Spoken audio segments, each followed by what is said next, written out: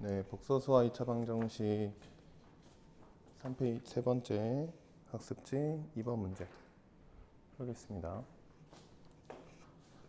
2022년 9월 29번 고등학교 1학년 문제고요.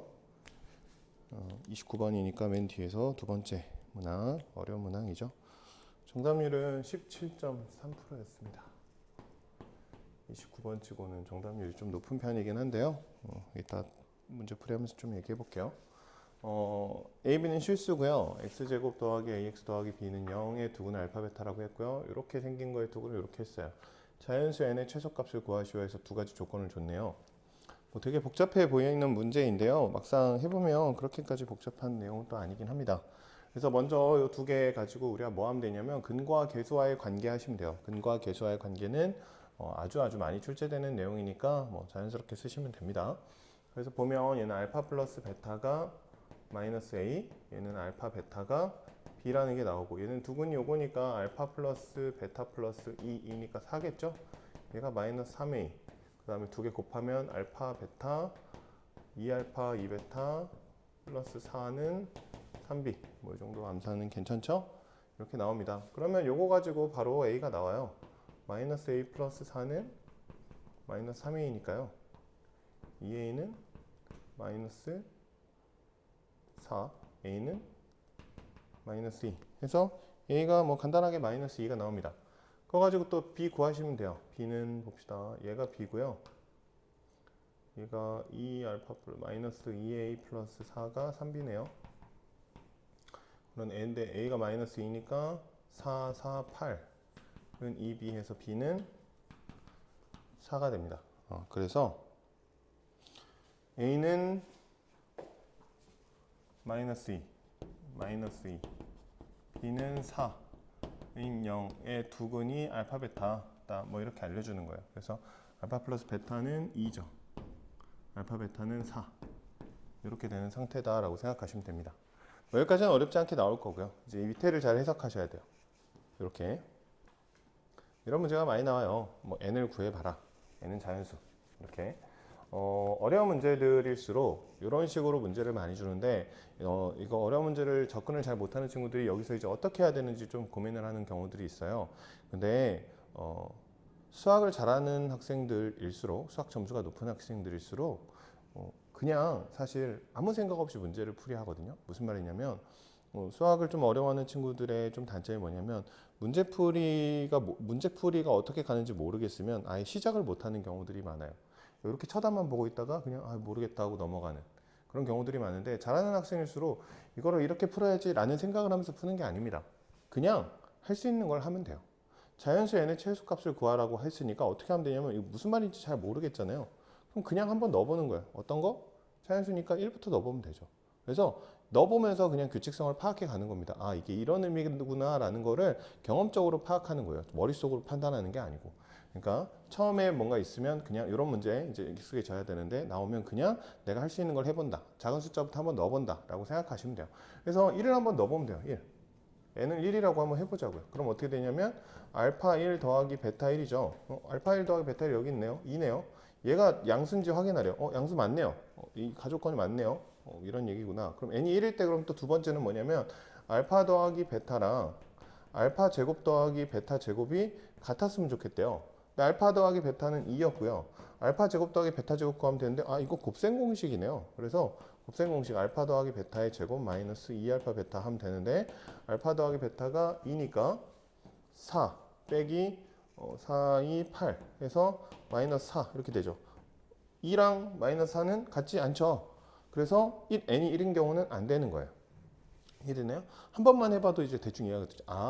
알파 1, 베타 1, 알파 제곱, 베타 제곱, 알파 세제곱, 베타 제곱, 알파 4제곱, 베타 4제곱 이거를 계속 해보라는 거구나. 이런 문제가 되는 거예요. 그래서 이제 한번 해보자고요. 알파 더하기 베타는 2였어요. 알파 제곱 더하기 베타 제곱은 마이너스 4였습니다. 알파 세제곱 더하기 베타 세제곱 하면 되죠. 얘도 뭐냐면 곱셈 공식 알파 더하기 베타의 세제곱 마이너스 3알파 베타 알파 플러스 베타 요거 하면 되죠. 알파 플러스 베타의 세제곱은 얼마냐면 2니까 8이죠.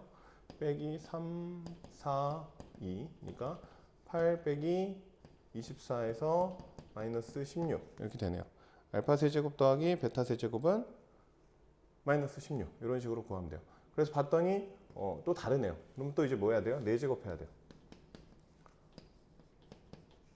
4제곱. 여기서부터 좀 문제가 생깁니다. 잘 들으세요. 곱셈 공식은요. 너희들한테 가르치는 고등학교 과정까지, 고등학교 과정 토탈해서 수능까지 다 포함해서 너희들한테 가르치는 곱셈 공식은 총 10개입니다. 교과서에 나와 있는 곱셈 공식은 총 10개예요. 중학교 때 5개를 배웠고 고등학교 때 5개를 배웁니다. 그래서 너희들은 총 10개만 배우면 돼요. 고등학교 때 배우는 거는 뭐냐면 a 더하기 b 더하기 c의 세제곱, 제곱, 그 다음에 a 더하기 b의 세제곱, a 마이너스 b의 세제곱, 그 다음에 이제 a 더하기 b, a 제곱 마이너스 ab 더하기 b 제곱, 요거 이제 마이너스로 바꾼 거. 이렇게 해서 총 5개에서 고등학교 때 총 10개 배워요.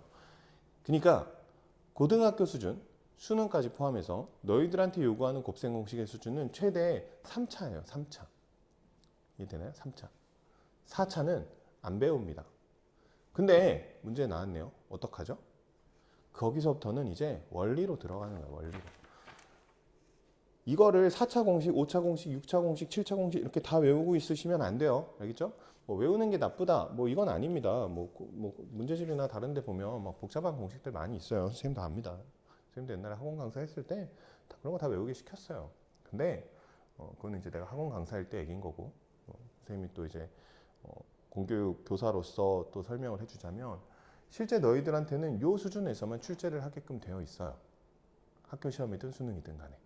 그러면 이 문제는 요 수준으로 풀 수 있어야 합니다.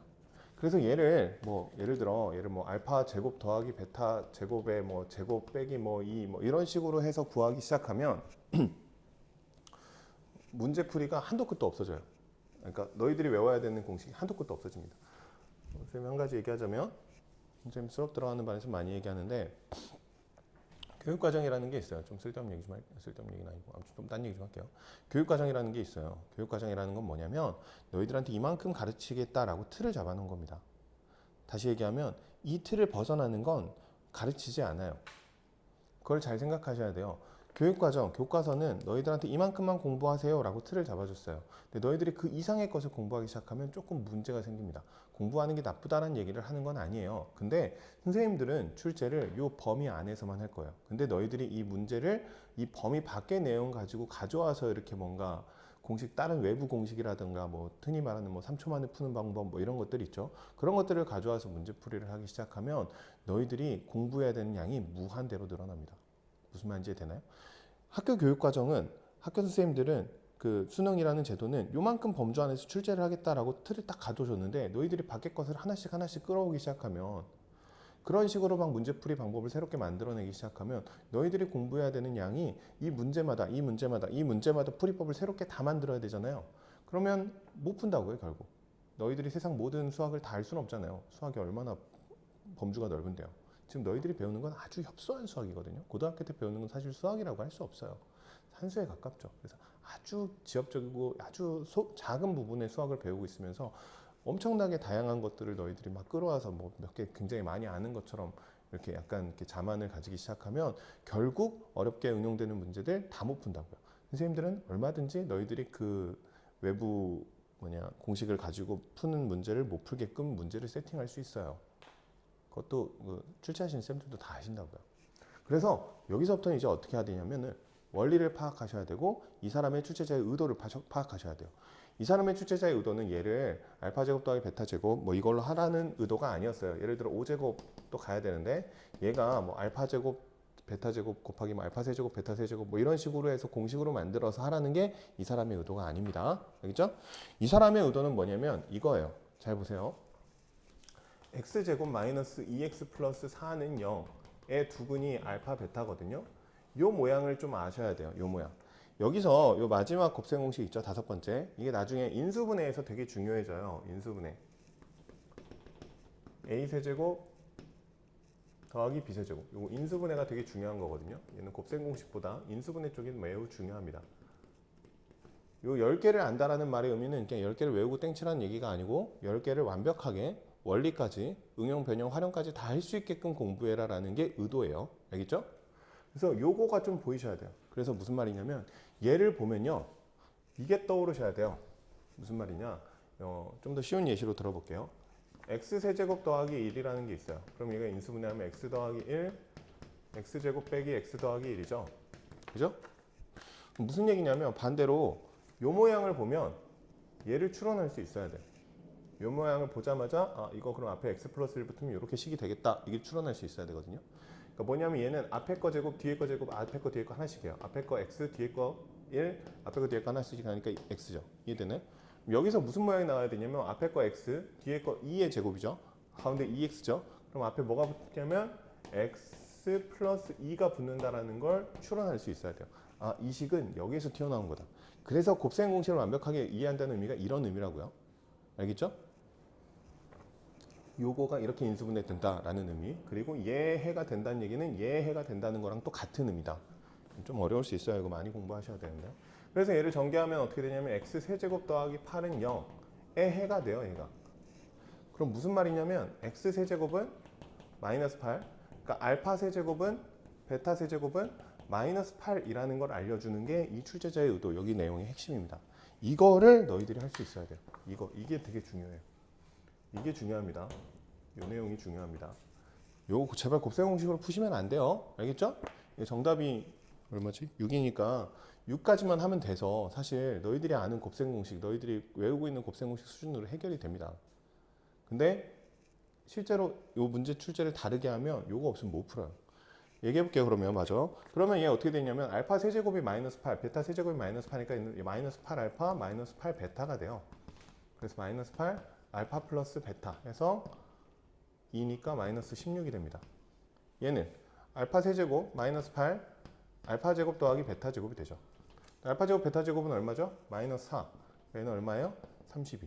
이런 식으로 하면 알파가 몇 제곱이든 베타가 몇 제곱이든 다 구할 수 있다고요. 6제곱 갈까요? 알파 6제곱 베타 6제곱은 세제곱의 제곱이니까 88에 64 더하기 64겠죠? 그래서 얼마냐면 128이 돼요. 알파 7제곱 더하기 베타 7제곱은 64 알파 더하기 베타가 돼서 알파 베타가 2니까 128이 됩니다. 아 드디어 얘가 양수면서 두 개가 같은 게 나왔죠. 그래서 n이 얼마다? 답은 6이다. 이렇게 해주시면 되는 문제예요. 되나요? 근데 쌤 그냥 이거 뭐냐 요거 알파 7제곱도 뭐 세제곱 4제곱으로 하면 가능하지 않을까요? 뭐 이런 식으로 이렇게 만들면 되지 않을까요? 됩니다. 이게 되기 때문에 정답률이 17.3%인 거예요. 실제 이 사람의 의도는 요거였어요. 아주 좋은 문제거든요. 요 의도였어요. 근데 이 출제하시는 분이 조금 걱정을 했나 봐요. 이거를 못 찾으면 어떡하지? 숫자가 너무 크면 계산이 너무 복잡해지지 않나? 29번, 30번은 아닌데? 라는 생각을 하신 것 같아요. 그래서 좀 숫자를 적게 주신 것 같습니다. 답을. 그러다 보니까 애들이 직접 계산해도 문제를 풀 수 있는 문제가 돼버려서 정답률이 좀 올라간 거거든요. 근데 만약에 내가 만약에 정답을 6이 아니고요 21 이 정도로 줬으면 어떡할래요? 알파의 21제곱이 답이에요. 공식이 있어요? 만들 수 있습니까? 21은 너무 오반가? 뭐 한 13으로 할까요? 알파 13제곱이 답이었다고 칩시다. 너희들 이런 공식 알아요? 얘기했죠. 그러니까 교육과정이라는 범주는 너희들한테 이만큼만 공부하라고 알려준다고요. 근데 그 이상의 것들을 끌어와서 너희들이 약간 이렇게 편법이죠. 편법으로 공부를 하기 시작하면 공부해야 되는 양이 무한대로 늘어난다. 너희들이 알파 13제곱, 베타 13제곱에 대한 공식도 외우셔야 된다고요. 외울 수 있어요? 그런 거 못 외우죠. 근데 교육과정 범주 내에 있는 원리로 풀면 얼마든지 다 가능하다고요. 알파 13제곱 그냥 세제곱 4번 해가지고 하면 되잖아요. 2의 거듭제곱꼴로 다 만들어지니까. 이해됩니까? 이 문제가 그래서 뭐 문제풀이가 그렇게 어렵지는 않은데 조금 체크해야 될 문제라 좀 잘 보셨으면 좋겠어요. 선생님이 했던 말이 무슨 말인지 좀 이해를 하셨으면 좋겠고 공부할 때 좀 참고해서 시험 대비하시면 좋겠습니다. 네, 그러면 또 지우고 다음 문제 풀게요.